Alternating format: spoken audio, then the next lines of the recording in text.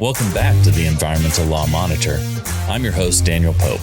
This podcast is brought to you by Bracewell LLP's Environment, Lands, and Resources Practice Group, and it's a place for thoughtful conversations. We have conversations ranging from the latest developments to perennial topics like litigation, enforcement, and compliance assurance. We're glad you're spending some time with us today. Today, I'm excited to announce that the Monitor family is growing. We're welcoming Taylor Stuart, an associate in our Washington, D.C. office, as a host of the podcast. So now we are co-hosts. This is a pretty exciting day for me. I'm sure it's an exciting day for you. As long as Taylor doesn't perform some sort of hostile takeover of the podcast and kick me out, you'll be hearing from both of us, and I'm excited about new opportunities for the podcast. If you've been a longtime listener of the pod, you may remember Taylor from some of her earlier contributions, but you'll definitely be hearing from her more regularly in future episodes. So welcome, Taylor. It's so great to have you. Thank you, Daniel. It's great to be here. And I could never perform any hostile takeover because Daniel has built such a successful podcast here. I think it's really helpful to our clients and really anyone that's interested in kind of hot topics in environmental law. So we would be lost without you, Daniel, but I'm excited to join and make any contribution I can to the podcast family. You know, that's precisely the kind of anxiety relieving statement somebody who was maybe possibly thinking about a hostile takeover would say. Right. But I will be watching my back. At any rate, so Taylor, I have kind of a random question for you before we jump into our topic today. Are you a Halloween person? I am a Halloween person. I think, as I've gotten older, I think I'm a less enthusiastic Halloween person, but there's always some party, some trick-or-treating event that I'm dressing up for. So I always enjoy it. So I've not been a Halloween person. I mean, aside from like taking some of my children's candy, I've typically not done anything for Halloween. But this Halloween, I decided that I was going to read some scary stories and try to get into the spirit of October that way. And so I read some Edgar Allan Poe. I read that Agatha Christie Halloween story, which is really actually just a murder mystery. There's not very much scary about it. So it was kind of an error on my part. And then I read some H.P. Lovecraft, and especially with Edgar Allan Poe and Lovecraft, they show sort of the world as being a chaotic place. And when people encounter the chaos that is the bottom of the world, they're taken to the edge of sanity. And the reason I bring that up is that I had a similar experience reading those stories for Halloween as I do whenever I try to peer over and see what's going on with the good neighbor rule and litigation over the good neighbor rule, where it's in effect, and making sense of it. That's not an area that I've practiced a lot in, but I know you're involved in it. And so I have that sort of same like edge of sanity experience whenever I glance over at what is going on. So I'm excited that you're here to help us understand. Taylor, take it away, introduce our guest, and we're so excited you're here. Of course. Thanks, Daniel. And I think Edge of Sanity is another good proposed title for this podcast. Daniel and I also talked about demystifying the good neighbor rule for dummies, similar titles. I don't know that we need to take it that far, but that's another good idea. And I am excited to talk about the good neighbor rule. We're joined by Brittany Pemberton, who is a partner in our Environmental Lands and Resources group here at Bracewell. Brittany has been a Clean Air Act practitioner for almost 10 years now and is the person that anyone should go to if they have good neighbor rule questions. So we're excited to have her with us. Welcome, Brittany. Thanks, Taylor. I'm excited to be here. Great. So we can maybe kick it off by trying to keep it really high level. It's easy, I think, at least this is how I feel about all Clean Air Act programs and regulations. EPA does a lot under that statute, and it's hard to keep track of. So we'll try to keep this one high level and just talk about what is the good neighbor rule? How is it affecting regulated industries right now? And what's going on with the litigation, which I think is the real money question in all of this, because all of us wake up every morning with emails and newsletters about the status of the litigation and what's going on there. And I think anyone could benefit from an update on that front. So what is the good neighbor rule? The good neighbor provision of the Clean Air Act is a portion of the Clean Air Act that basically prohibits upwind states from interfering with downwind states' ability to comply with EPA's air quality standards. Brittany, do you think I put that in simple enough terms, or do we think we should elaborate there? No, I think that is a nice succinct way to say it. It's all about good neighbor attitudes, I think, under the Clean Air Act. We want to make sure that states around the country that are having problems getting into attainment with various NAAQS standards aren't further impeded by emissions that are coming from states that are upwind of them. Yep, that's right. So when we're talking about these NAAQS, I think we could go back a bit to 2015 to talk about kind of the origin of why we're talking about the good neighbor provision now. So in 2015, EPA set more stringent national ambient air quality standards, or NAAQS. And as a result, under the Clean Air Act, states have to submit state implementation plans, sometimes called SIPs. We'll try not to over acronym this podcast for our guests, but those are often called SIPs, and the state implementation plans essentially outline how the state intends to comply with their Clean Air Act obligations, including the Good Neighbor Rule, or the Good Neighbor provision, rather. And states were required to submit their SIPs that outlined how they plan to comply with the 2015 air quality standards in 2018. So that's many years ago now, and that's the origin of this story. So in 2023, in February of 2023, EPA announced that it would disapprove those state implementation plans because they weren't compliant with the Clean Air Act's Good Neighbor provision. And they made that decision for 23 states. Is that right, Brittany? 23? I know there's some up and downs about the numbers.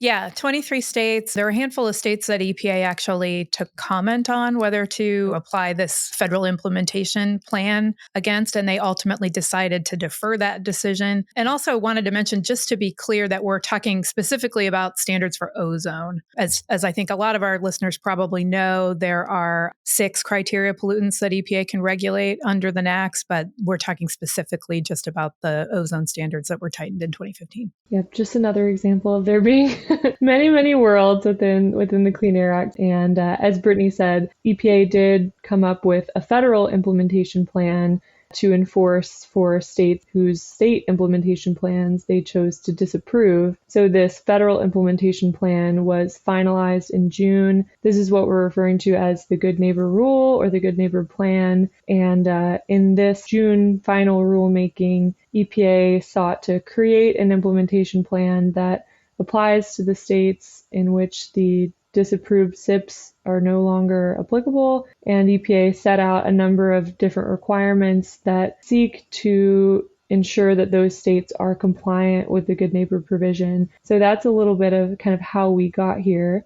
And one of the things I'd add to that I think is a little bit interesting, a little bit of intrigue perhaps, is that EPA usually, when it disapproves SIPs, it gives the states an opportunity to try again. And for whatever reason here, it went straight to the FIP. The SIP disapprovals were finalized earlier this year, and within, a matter of months, the FIP was also, the Good Neighbor plan itself was also finalized. So not a lot of opportunity there. I mean, no real opportunity for states to try to correct any shortcomings that EPA may have identified in their plans. Mm-hmm. Okay, so if I'm hearing both of you correctly, both of you have been spending so much time with the Good Neighbor Rule that I thought we had to have you on. But as I'm trying to become wiser about the Good Neighbor Rule myself, I guess let me know if you disagree with this kind of summary. But under the Good Neighbor Rule, states have an obligation to not interfere, as you pointed out, Brittany, with the ability of downwind states to meet their air quality standards. States try to incorporate the Good Neighbor Rule into their state implementation plans, their SIPs, and they have to have those approved by EPA. EPA has disapproved a handful of them. Other states are trying to absorb the Good Neighbor Rule into their SIPs, and we're kind of watching to see what happens, which states will have their SIPs approved. And then, Brittany, you said that EPA has put in a FIP instead of allowing states to sort of cure and come back and say, oh, sorry, we got it wrong. We fixed it. approve our SIP, please, EPA has just gone straight to federal implementation plans. And is that just for ozone, or is that for every criteria pollutant? It's just for ozone, and specifically the 2015 ozone NAAQS. There is a 2008 ozone standard that has its own, good neighbor provisions and in various SIPs, and we're not doing anything to disturb that. This is just the latest iteration of the ozone standard. This just makes me sort of think of like Goodwill Hunting and somebody doing really complex math to track all these different things and massive chalkboards. Yeah, I feel a little bit like Goodwill Hunting sometimes when I'm trying to keep track of everything that's going on. I think Brittany and others who are really experienced Clean Air Act practitioners, I think that they look at this and understand it in a much clearer way than I do. So there's no riddled chalkboard in the back of Brittany's office. I think she has a pretty good handle on all of these things. So maybe we can talk a little bit about, what does the Good Neighbor Plan or the Good Neighbor Rule, the federal implementation plan, that goes by many names, but what does it require that states do now that their implementation plans are disapproved? Brittany, can you talk about that a little bit? Yeah, absolutely. So the rule applies to a bunch of different sources, in the main electric generating units, so all your power plants, and then what EPA likes to call non-electric generating units, non-EGUs, which is a range of other industrial stationary sources. So in this rule, they have gone farther than they really have in any prior Good Neighbor implementation rule that they have done to reach emissions from like pipeline engines, cement kilns, furnaces, and different boilers used in a bunch of industrial applications like iron and steel mills, glass manufacturing, paper mills, that sort of thing. The requirements that are in the rule for those various sources are different depending upon what is being regulated, which I think makes sense. But, in general, the idea is to reduce emissions of NOx, which is an ozone precursor, so that those sources are eliminating whatever significant contribution they are making to the downwind non-attainment problems that we've been talking about. How would they do that? In general, it's through retrofitting emission controls on, the emission source. Or in the case of the electric generating units, what EPA found was that there are additional emission reductions that are out there that could be achieved in sort of the nearer term just by actually having those sources sort of maximize controls that are already installed. EPA found for whatever reason there are power plants that are not running their controls, consistently. And if they just took that step, then that would reduce emissions to a certain degree. And so EPA sort of envisioned this phased in approach, especially for the power plants, where you're maximizing what you have installed to begin with. Then you're installing additional or controls for the first time to get even more reductions. And then the third phase, as EPA sees it, is really eliminating or reducing the emissions in a significant way from all of those industrial sources that we were talking about. So the rule kicked in summer of 2023 here, but it phases in over time. So those industrial sources don't have to have controls installed until May of 2026. That's really their compliance deadline. Okay. And Brittany, I've also seen something about a trading program in connection with the Good Neighbor Rule. What can you tell us about that? That may be its own podcast one day, but just briefly. Yeah, I think that's a fair point. It's a fairly involved area of the Good Neighbor Rule. So rather than bore our listeners with a ton of detail on that, I'll just mention that, it's a key difference in how EPA is treating those power plants, the EGUs and the industrials, and sort of a feature of how it's always managed ozone good neighbor issues. And that is by implementing that trading program. As I think most of our listeners will appreciate, there's a lot more flexibility to comply with reduced emissions through a trading program than by just mandating a mass or a rate-based obligation for every single unit that you have to meet. The idea is that the states get certain allowances that decrease over time throughout the, several year period that's covered by the rule. And they can allocate those then to the various emission units, the various power plants within the state. But the idea is that creates a market so that these participants, the affected units, can decide whether it's more economical for them to juice up their controls or to add or change out to some other emission control or to just buy allowances on the marketplace. It gives all of those units compliance compliance flexibility. And the, emission reductions that I was talking about earlier that are phased in are all part of that scheme. It's not as if there's a certain point in time by which EGUs have to install a certain control to get to a certain level. But the idea is that EPA designed that phase down approach in the emissions to coincide with some lead time to give all of these EGUs the opportunity to consider, what are we going to do? How do we want to comply? Is it consistently running those controls? Is it adding new controls? So the emissions go down as those units have time to make those decisions and actually enact those changes, or you have the opportunity because you get some allowances to then trade in the program. That makes sense. So, for facilities where it would be easy to reduce NOx emissions, or relatively easy, they can do that quickly and then start selling their reductions or the credits that represent those reductions to facilities that may have a harder time reducing there. And so you've got that internal flexibility within a state. Okay, that's helpful.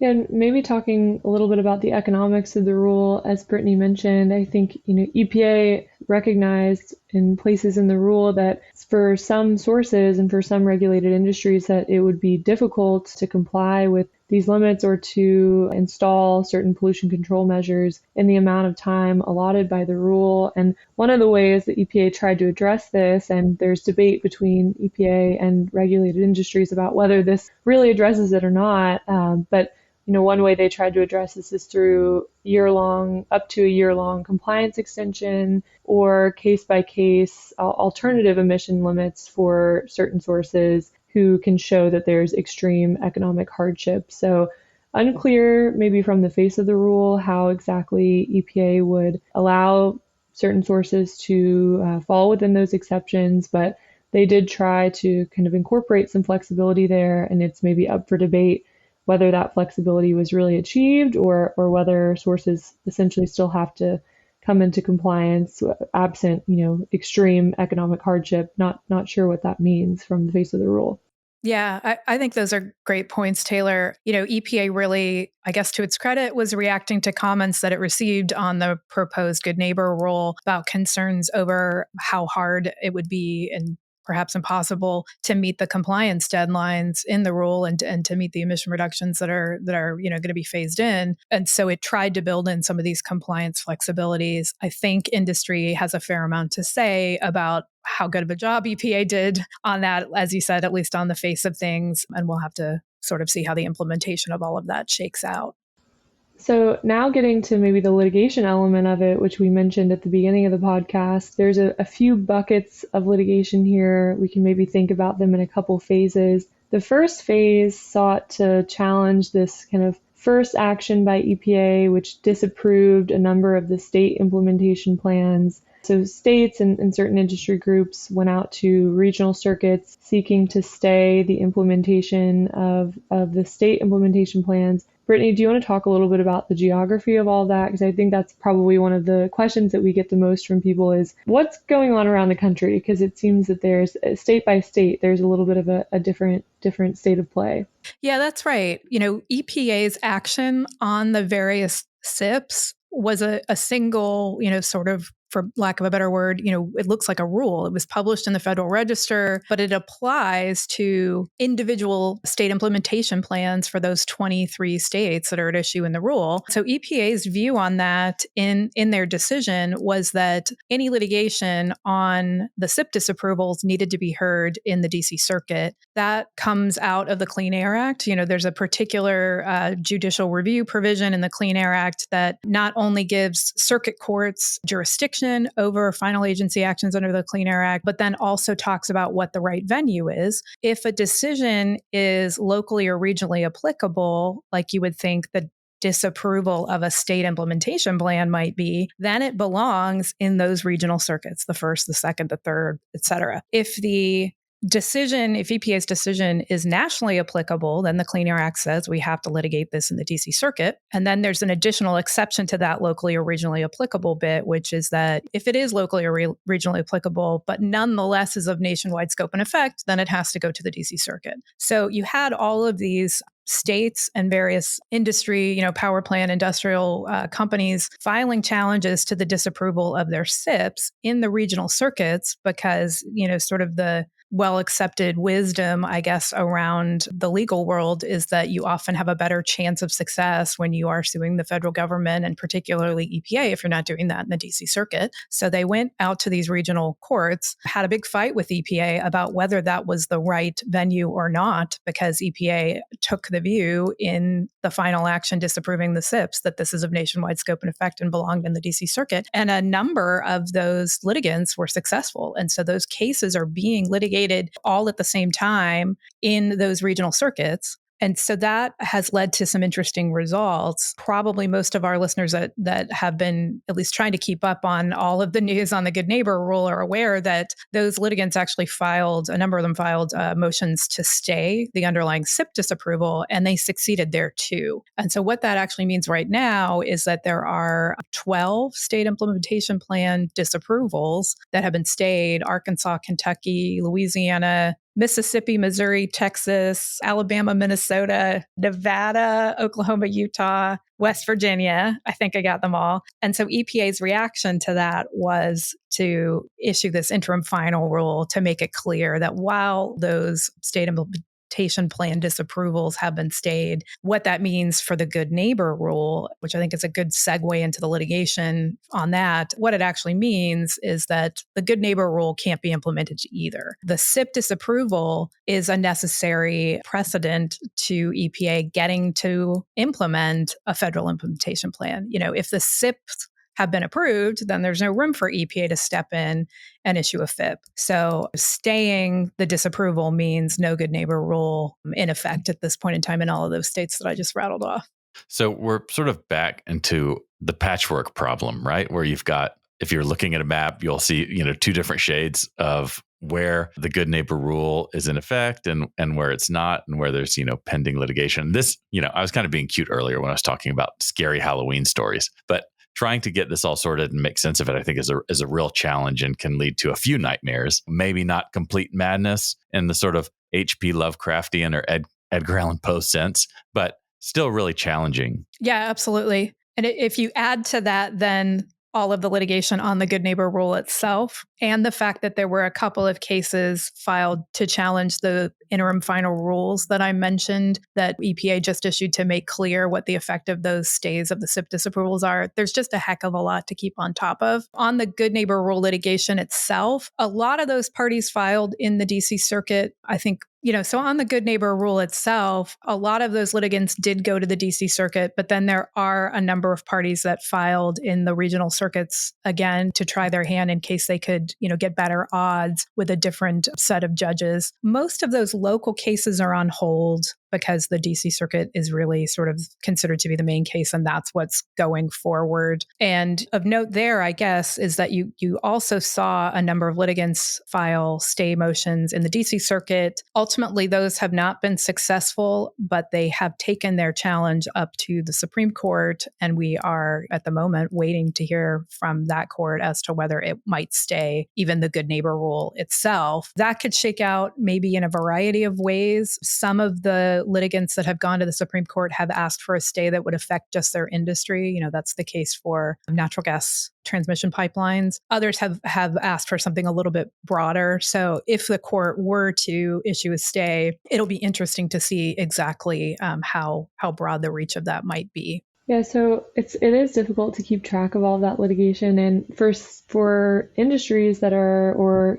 companies that are located in states where the federal implementation plan or the Good Neighbor Rule is not stayed, maybe we can think about things that they should keep in mind or issues that they might come across. I think the first, Brittany, is probably just short timeframes for compliance, right? So regulated entities that are in states where the rule is not stayed, they likely need to begin planning now for compliance in order to ensure that for EGUs they're in compliance by about August of 2024, and then for non-EGUs that they're in compliance around May 2026, that next 2026 ozone season. And depending on the sources that each entity needs to bring into compliance, this process could be pretty onerous, and many industries argue at the moment that it's infeasible, and that some of the exceptions that EPA provides to them maybe won't quite do the trick to give them enough time to comply. And maybe one question we should talk about is, do we think EPA will give, for entities in states that are subject to the stay, do you think that they'll have more time to come into compliance after those stays are lifted at the end of judicial review? Or do we think that EPA will still say, we'll see you in 2026? I think that's a good question. I think it's likely that EPA will give additional lead time on the back end of any of those, of the litigation where the stays have been granted when all of that is lifted. And they've telegraphed as much in the second interim final rule that they issued. They actually made some remarks that sort of go to this point, saying that they can't predict how their future action may affect everything that's being finalized in the interim final rule, but the states that are covered by it, those that have had their SIP disapprovals stayed, will be able to phase in requirements once the stay is listed, so as to provide lead times to implement the good neighbor plans, emission controls strategies that are comparable to the lead times that would have been in effect, absent the stay, essentially. In other words, EPA hasn't come out and said,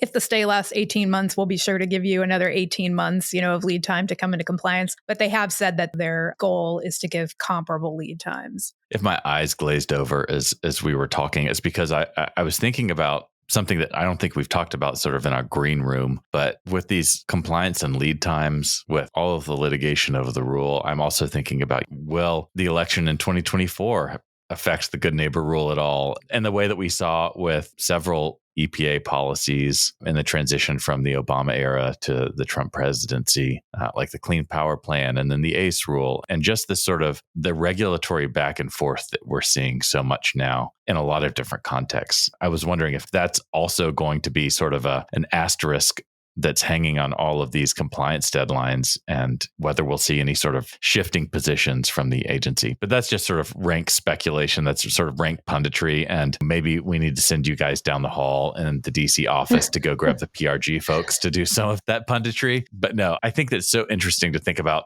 in addition to all the litigation, the sort of staggered compliance deadlines. And it's just really a moving target. There's a lot of uncertainty here. And I think maybe the biggest takeaway from this podcast is that you should call Brittany and Taylor if you have any questions applicable to a specific project or issue. If I could say one more thing on sort of the lead time and the difficulty of getting into compliance, this is a big issue in particular for those industrial sources. I think in more than one instance, the required controls may be in short supply. There's not a huge market of vendors who are able to design, produce and install those controls. And so there's sort of limited resources that have to be spread around fairly large industries. And that was something that, EPA had every opportunity to react to from comments that were filed on the proposal. We got some of those compliance flexibilities that Taylor was talking about earlier, the opportunity to get case-by-case emission limits if it looks like it would be a financial hardship for you to get all the way into compliance. Also, some extensions that are available under the rule. But one of the things that really underpins I guess, the opportunity to take advantage of those case-by-case and extensions is that you have to be able to show that you took every step possible to meet the requirements of the rule as dictated by the rule, to get controls installed by the right time limit, to meet the emission limits by the deadline. You have to take every step you possibly can. I think your point about the availability of pollution control equipment is really significant. This is not like going and buying a new phone charger, or you can't buy this on Amazon and get it primed to you in a couple of days, right? This is highly custom, advanced industrial equipment that involves a huge manufacturing process, a lot of lead time, a lot of design work. Permitting, that's another concern, the amount of time that it will take to get Title V permits amended and things like that to actually operate these controls. All of that feeds into concerns about whether the compliance timelines in the rule are at all feasible, which really, underscores the impact that this may have on regulated entities in the states that are not subject to a stay at this point in time. They already need to be planning for compliance absent intervention by the Supreme Court. And as you pointed out, Brittany, I think it's not only, availability of these controls, it's vendors too. We saw a lot of commenters note that the supply chain issues and availability of vendors, when all of these industries run out to market and say, we all need these controls, what does it look like to be able to procure vendors in order to install all of these when you're all doing it at once? And I think EPA's response to some of those concerns was essentially supply chain pressures are lowering, and we think you'll be able to pull it off. Seems like the industries are still pretty concerned about whether that's really feasible or not, and whether EPA, whether it's kind of timing report or analysis of feasibility, took into account everything that's going on the commercial side to try to logistically figure out how to come into compliance in this time frame. So there's a lot to keep track of on the Good Neighbor Rule. We hope that no one's eyes have glazed over more than Daniel's. He's our litmus test of whether we are explaining this in a way to make sense to everyone and to actually be useful. But as Daniel said, if you ever want to talk these issues through, the Bracewell team is happy to have conversations like this with anyone about the Good Neighbor Rule. And we continue to keep track of these issues and to be interested in the status of the litigation and how all of those decisions will shake out. Daniel, Brittany, any kind of closing final thoughts that you want to add? I'll just say that I'm significantly less terrified having talked with you about this. So it's helpful to think about litigation over this rule, right? I mean, the Good Neighbor Rule is sort of like this big umbrella, and there are a lot of different specific discrete topics. Like Brittany, it was really helpful to hear you explain the role that the stay of the SIP disapprovals played in all this process, right? I feel wiser about this. I'm still going to call both of you if I ever get a question about this Good Neighbor Rule, but no, that's very helpful. Well, we are tracking it all. So I'm sure we'll have an answer at the ready when you call. That's right. Well, it was really great acting as co-host on my first Environmental Law Monitor podcast. Thank you, Daniel, for having Brittany and I on. As always, we'd like to thank Dorn and Emily, our great podcast team that works so hard to create this product for you and make sure that we sound good on the back end. So thank you to our Bracewell podcast team for all of their help there. And we will see our guests on the next episode.